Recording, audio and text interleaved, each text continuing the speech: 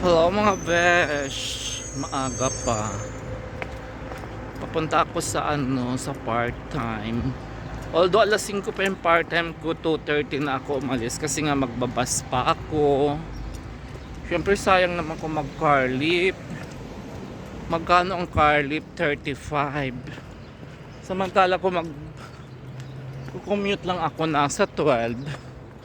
Yun nga lang, kailangan natin maging maaga para hindi tayo abutin ng mga siksikan sa daan. Hirap kasi ng ng tag dun, traffic. Ayan, masilaw, dapat ganyan para maputi tayo. Ay, sayang din naman, day off ko naman. Ganda ng payong ko, di ba mga besh, mga beshi. Ayan, gusto kong kumuha dito ng malunggay. Ano ba yun? Iba na naman ang topic ko. Saan ba yung may malunggay mamaya? Kukuha ako dyan. Lagay ko sa mais.